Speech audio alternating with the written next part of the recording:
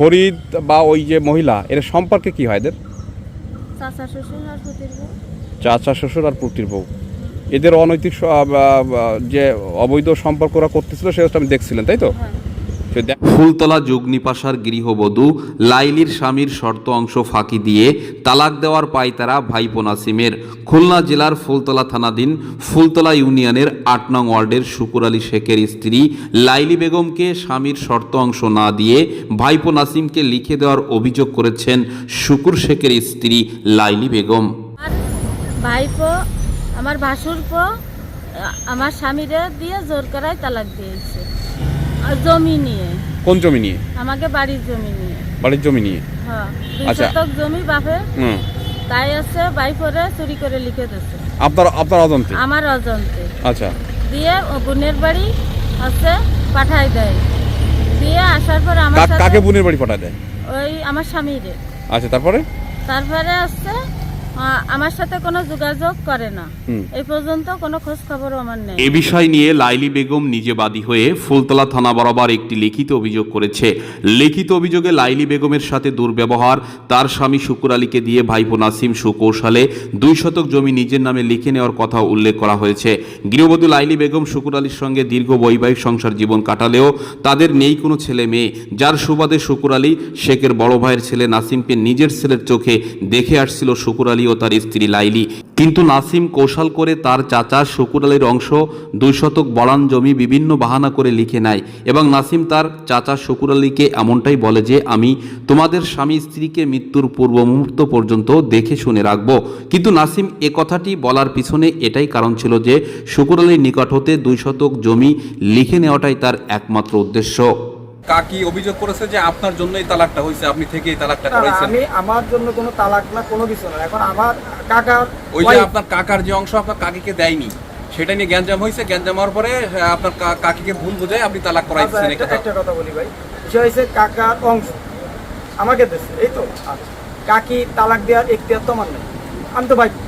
এখন আমার চাচা যদি তাকে রাখে আমার খেতানোরও কোনো এখতিয়ার নাই, আর চাচা যদি না রাখে আমার ধরে বেঁধে রাখারও কোনো এখতিয়ার নাই।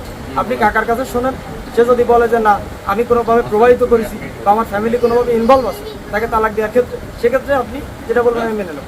কিন্তু যদি এটা না হয় তাহলে আমার কেন মানহানি করা হচ্ছে, আমাকে 10 জনের কাছে কেন ছোট করা হচ্ছে, আমি আর বিচার চাই। যেহেতু জানিয়ে গ্যাঞ্জাম, সেটা হচ্ছে কিন্তু মূলত এই জমিটা যদি আমার বোনরে ওরা স্ব ইচ্ছায় ফেরত দেয় তাহলে ওদের সংসারটা ঠিক মতন চলবে। আর যদি না দেয় তাহলে এই সংসার ওকে ওই বাড়ি বসে বলে জাটালাথি খাবে, কি করে খাবে? তাকে তো লিখেই দিয়েছে। কে লিখে দিয়েছে? লিখে দিয়েছে হচ্ছে শুকুর আলী। কাকে লিখে দিয়েছে? লিখে দিয়েছে হচ্ছে ভাইপো নাসিমরে লিখে দিয়েছে। নাসিমরে লিখে দিয়েছে। তার এরপরে সেই অংশটা তো আপনার বোনেরও একটা অংশ ছিল নাকি? অংশ ছিল। আচ্ছা। এখন যেই আমার বোনটা শুনেছে জমিটা লিখে দিয়েছে, আমার বোন প্রতিবাদ করাতে তারে বাড়ির থেকে বের করে দিয়ে জবরদস্তিভাবে তারে তালাক দেওয়ার চেষ্টা করে, কিন্তু সে তালাক নামায় সই করে না। জমি লিখে নেওয়ার এক পর্যায়ে শুকুর আলী শেখের স্ত্রী লাইলি বেগম স্বামীর সঙ্গে ঝগড়াঝাটি করতে থাকে এবং বলে আমাদের মাথা গোজার ঠাই এই 2 শতক জমি ছাড়া আর কিছু নাই। তুমি সেই 2 শতক জমি তোমার ভাইপো নাসিমকে লিখে দিয়েছ আমার অনুমতি ছাড়া, যেহেতু আমি ওই 2 শতক জমি থেকে একটু অংশ পাবো। এ কথা বলাতে শুকুর আলী শেখ লাইলির সঙ্গে বাক বিতণ্ডে জড়িয়ে পড়ে। এক পর্যায়ে নাসিম কৌশল করে সেই সুযোগটা কাজে লাগিয়ে শুকুর আলীকে দিয়ে লাইলিকে তালাক দেওয়ার পায়তারা চালায়। এক পর্যায়ে গৃহবধূ লাইলিকে মারধর করে ঘর থেকে বের করে দেয় শুকুর আলী। এ বিষয় নিয়ে শুকুর আলী ও তার ভাইপো নাসিমের কাছে ঘটনার সত্যতা জানতে চাইলে তারা বলে আমি আমার ভাইপো নাসিমকে স্বেচ্ছায় আমার অংশ 2 শতক বড়ান জমি লিখে দিয়েছি। কিন্তু শুকুর আলীর নিকট সাংবাদিকরা জানতে চাইলে শুকুর আলী বলে অন্য কথা। আপনি যে জমি লিখে দিচ্ছেন আপনার ভাইপোকে, এটা আপনি স্ব ইচ্ছা দিচ্ছেন নাকি? হ্যাঁ, আমার সবাই ইচ্ছে, আমার কোনো কেউ বাধ্য করেনি। সেখানে আপনার স্ত্রী তো মতামত থাকার প্রয়োজন ছিল নাকি? ছিল কিনা? হ্যাঁ, ছিল। সেটা তো আপনি নেননি। আমি স্ত্রীর কাছে শুনেছি, বললো কি আমার দোকানে আমি যারে খুঁজি যারে দেবো। সেটা আলাদা করে দিতে পারতেন।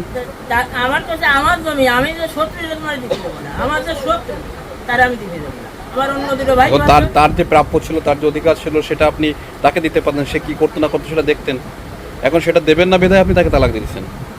ঠিক আছে কথা? বিষয়টা কি এমন না, এমন না। তাহলে আমার যে মানে তালাক দিয়ে বাধ্য করেছে বলে আমি তালাক দিই। বাধ্য কে করেছে আপনাকে? যে আমার ওয়াইফ করেছে। কি কারণে করলো? মানে সারা গ্রামে বলে বেড়াইছে, সারা গ্রামে আমি মোটে ঘরেতে বেরোতে পারতেছি না। আমি যে যে ঘরেতে বেরোবো আপনার এই স্ত্রী, কোনো পরিবেশ আপনার নেই। স্ত্রীর অংশ বাদ দিয়ে আপনি আপনার ভাইপোকে লিখে দিচ্ছেন, এই কথা বলে বেড়াচ্ছে। হয় সে তো একটা অংশ পাবে, সেটা তো তাকে দেননি, তা সে তো বলবে নাকি? হয় এটা কত অবস্থায় সেটা তো সে বলবে। তো এই কারণেই গ্যাঞ্জাম হয়ে আপনি তালাক দিচ্ছেন, তাই তো? এই কারণে আমি তালাক দিই।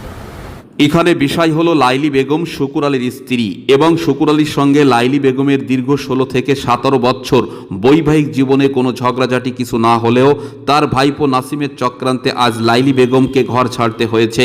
কারণ ছিল শুকুর আলীর 2 শতক জমি নাসিম কৌশল করে লিখে নেওয়া। এ সকল বিষয়ে গৃহবধূ লাইলি বেগমের সঙ্গে কথা বললে লাইলি বেগম বলে অন্য কথা।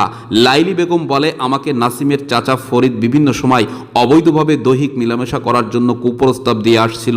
এক পর্যায়ে নাসিমের স্ত্রী রানীকে দিয়ে একটি ঘরের মধ্যে ঝাপটে ধরে এবং আমার শরীরের স্পর্শকাতক স্থানে হাত দেয় ফরিদ শেখ। দোষণ কি আপনাকে কুপ্রস্তাব দেয়? হ্যাঁ হ্যাঁ হ্যাঁ, কখনো কিভাবে কুপ্রস্তাব দিয়েছে? আমারে বলেছে যে প্রথম রোজায় আমি রান্না করতেছি, তখন যাই আমারে ডিস্টার্ব করে। ফরিদ? হ্যাঁ, ফরিদ আপনার সম্পর্কে কি হয়? আমার ভাসুর হয়, বড় ভাসুর। আচ্ছা, কি ডিস্টার্ব করে, কি বলতেছে? বলতেছে যে আছে, কি কব, আমার লজ্জা লাগছে। না একটু বলেন তো, আপনি তো মুখে কাপড় দিয়ে আছেন, বলেন। বলতেছে যে আমার ওয়াইফ তো আছে আমার ধারে বাড়ে আসে না, তুমি আরে আমার দ্বিতীয় হবে। তা আমি তো রাজি হইনি, তার জন্য চাচা ভাইপো মিলে আমার স্বামীর সাথে ষড়যন্ত্র করে আসছে, আমারে ওই স্বামীর জমি লিখে নেয় আর আমারে তালাক দেওয়ার কি করে হুমকি দেয়। তাহলে ফরিদ আপনাকে এই কুপ্রস্তাব দিয়েছে? হ্যাঁ আপনি কি বিচার চান? হ্যাঁ, আমি এর বিচার চাই। ফরিদ শেখ এরই মধ্যে আমাদের পাড়াতে অনেক নারীর সঙ্গে এরকম অনৈতিক কাজে লিপ্ত হওয়ার চেষ্টাও চালিয়েছে। ফরিদের অনৈতিক কার্যকলাপ গেল রমজান মাসে আমি সচক্ষে দেখে ফেলি। একই ঘরের মধ্যে ফরিদ ও তার ছেলের বউ রানীকে আপত্তিকর অবস্থায়, যা আমার জন্য কাল হয়েছে।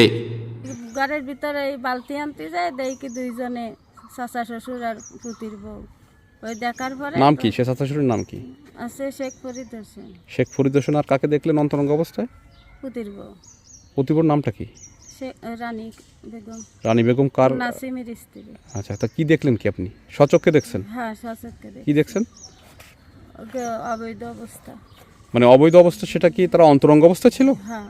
তারপর আপনি কাউকে ডাকলেন না? আমি ডাকে তো সেই রকম লোক পাশে ছিল না। তারপর কি হলো? তারপর আমি দেখে নিচে নেমে চলে আসছি। তারপর আপনাকে তালাক দিল বা এই যে এগুলো কারণটা কি? নেওয়ার পরে তারপরে আছে জমি নেওয়ার জন্য আমার সমস্যা না, মেন আছে আমি দেখে ফেলেছি, ও জানতে পেরেছে। জানার পরে আছে আমার কি করে জানলো? আপনি দেখে বলেছেন তা? ও তো শয়তান লোক, ও দেখতে পারে। মানে আপনি জানালা দেখলেন? জানালা দিয়ে? হ্যাঁ হ্যাঁ, জানলা দিয়ে। সেটা কোন টাইম ছিল? ছিল 12টার দিকে, দুপুর 12টা। দুপুর 12টা? এ বিষয় নিয়ে গৃহবধূ লাইলি বেগমের করা অভিযোগ সম্পর্কে ফরিদ ও নাসিমের স্ত্রী রানীর নিকট মুঠোফোনে জানতে চাইলে তারা ঘটনা সম্পর্কে আকাশ থেকে পড়ার মতো এবং এমন কথাই বলে যে লাইলি বেগম কথায় কথায় মিথ্যা কথা বলে। আমি ধর্মগ্রন্থ স্পর্শ করে বলতে পারি এ ধরনের সম্পর্ক আমার সাথে হতে পারে না, কারণ সে আমার চাচা শ্বশুর হয় সম্পর্কে। কিন্তু ফরিদের ব্যাপারে উক্ত এলাকাতে খোঁজ খবর নিয়ে জানা গেছে ফরিদ চরিত্রহীন এবং নারী লোভী লম্পট।